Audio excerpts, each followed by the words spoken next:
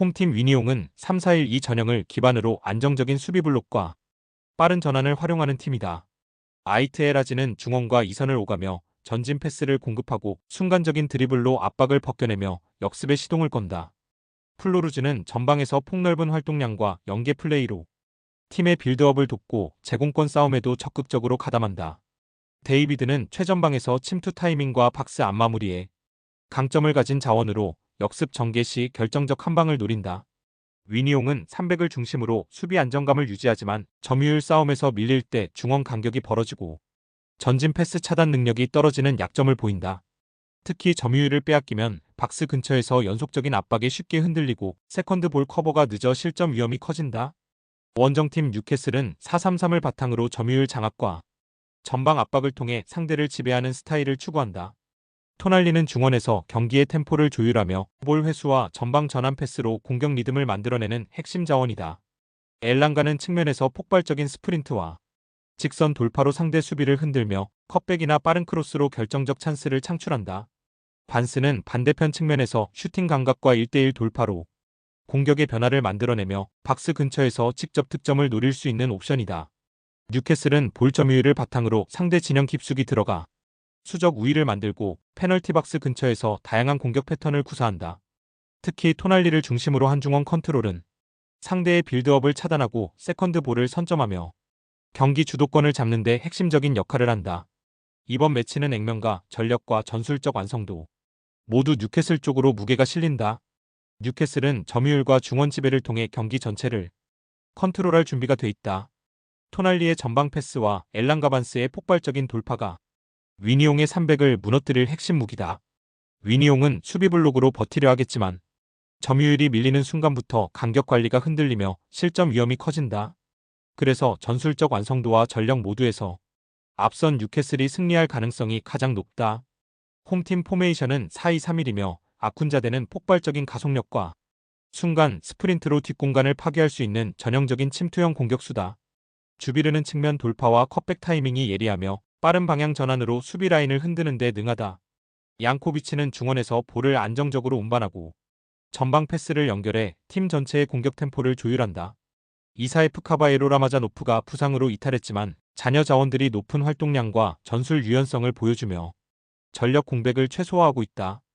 홈 경기에서는 빠른 전환과 강한 전방 압박으로 경기 초반 주도권을 가져오는 데 능하며 교체 자원 활용 역시 경기 후반 변화를 만들어낼 수 있는 깊이를 확보하고 있다. 원정팀 포메이션은 4-4-2이며 엘료누시는 안정적인 볼키핑과 크로스로 공격 전개에 관여하지만 전진 속도가 빠르지 않다. 아슈리는 11 돌파와 탈압박에서 위협적이지만 긴 이동 후 컨디션 저하가 퍼포먼스에 영향을 미칠 가능성이 크다. 클렘은 박스 안 움직임과 마무리가 강점이지만 장거리 비행 후 초반 템포를 유지하기 어려운 약점이 있다. 덴마크에서 아제르바이잔까지 이어지는 긴 원정 이동은 선수들의 회복과 경기 집중력에 큰 부담을 준다. 또한 벤치 뎁스가 얕아 후방 교체 국면에서 경기 흐름을 바꿀 카드가 제한적이라는 점은 큰 리스크로 작용할 수 있다. 카라바흐는 홈에서 빠른 템포 전환과 침투 패턴으로 상대 수비를 흔들고 교체 자원에서도 우위를 확보한다. 코펜하겐은 장거리 원정과 체력 소모로 후반에 급격히 흔들릴 수 있으며 벤치 뎁스 한계가 치명적인 약점이다. 결국 전술 완성도와 홈 이점을 바탕으로 카라바흐가 경기를 주도할 가능성이 높다.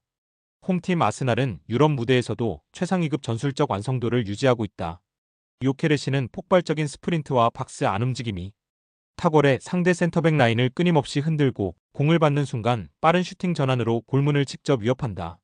마두에케는 측면에서 가속력 있는 돌파와 빠른 컷신을 활용해 수비를 붕괴시키며 11 돌파와 크로스를 동시에 수행할 수 있는 다재다능한 자원이다. 웨데고르는 경기 템포를 조율하는 핵심으로 하프 스페이스를 공략하는 정교한 전진 패스와 세밀한 찬스 메이킹으로 전방 공격을 연결한다. 특히 아스날은 세트피스 루트가 매우 다양하다. 코너킥과 프리킥 상황에서 전술적 움직임으로 상대 수비를 무너뜨리며 제공권을 활용한 다이내믹한 득점 패턴이 강력하다. 이들의 공격 전개는 점유율 유지와 빠른 전환을 동시에 소화하며 하위 전력팀에게는 버티기 힘든 압박과 템포를 만들어낸다. 원정팀 올림피아코스는 전력 누수와 전술적 불안이 겹친 상태다. 엘카비는 제공권과 결정력이 있지만 팀이 밀릴 때 고립될 경우 영향력이 급격히 줄어든다. 마르틴스는 중원에서 볼 배급을 시도하지만 압박을 받을 때 템포가 무너지고 패스 정확도가 흔들린다. 모우자키티스는 측면 전개와 공격 전환에서 기여하지만 수비 가담이 느려 전환 상황에서 뒷공간을 쉽게 내준다. 게다가 카벨라, 엔젤라키스, 프네브모니디스, 구스타보 만차, 촐라키스, 로디네이 등 다수의 핵심 자원이 부상으로 전력에서 이탈해 전술적 안정감이 크게 무너진 상태다. 이로 인해 수비 라인의 커버 속도와 조직력이 불안정하며 높은 점유율을 유지하는 팀을 상대할 때 집중력이 급격히 떨어진다. 아스날은 전술적 완성도와 세트피스 활용 능력을 앞세워 홈에서 경기 흐름을 주도할 준비가 되어 있다. 올림피아코스는 부상 공백과 수비 전환 불안으로 인해 아스날의 빠른 템포와 공격 전개를 감당하기 어렵다. 결국 아스날이 점유율과 공격 템포를 모두 장악하며 승리를 확정지을 가능성이 높다. 홈팀 레버쿠젠은 유연한 3-4-3 시스템을 바탕으로 점유와 전환을 빠르게 오가며 상대 수비를 무너뜨린다. 시크는 제공권과 포스트 플레이에서 탁월해 전방에서 볼을 지켜내고 연계 지점을 만들어주는 핵심 스트라이커다. 텔라는 폭발적인 스프린트와 가속력을 활용해 하프 스페이스와 뒷공간을 집요하게 파고들며 수비 라인을 흔든다. 안드리이는 강력한 압박과 세컨드 볼 장악을 통해 중원에서 템포를 끌어올리고 빠른 전환 패스로 공격의 기점이 된다. 특히 세트피스 상황에서도 높은 타점과 정확한 킥으로 언제든 득점 기회를 창출할 수 있는 팀이다. 이들의 전술은 상대가 수비 라인을 내리면 텔라의 침투와 시크의 포스트 플레이로 균열을 만들고 전진 패스와 이선의 공격 가담으로 박스를 공략한다. 원정팀 아인트호벤은 4-3-3 전형을 유지하며 점유와 전환 속도 조절로 경기를 풀어나가지만 뒷공간 대응이 느리다는 구조적 약점을 안고 있다. 페리시치는 측면에서 드리블 돌파와 크로스에 능하지만 수비 가담이 일정치 않아 좌우 밸런스가 흔들린다. 루번 반 본멜은 중원에서 템포를 조율하고 전방으로 전진 패스를 시도하지만 강한 압박을 받을 때 흔들리는 모습이 잦다. 스아우터는 박스 근처에서 결정적인 마무리를 노리지만 지원이 끊기면 고립되는 경향이 강하다. 특히 센터백 라인은 순간 스피드가 부족해 빠른 공격수들에게 뒷공간을 쉽게 허용하며 급격한 전환 상황에서 대응이 느리다. 세트피스 수비에서도 제공권 싸움에 취약해 높은 타점의 공략에 반복적으로 흔들리는 패턴을 보인다.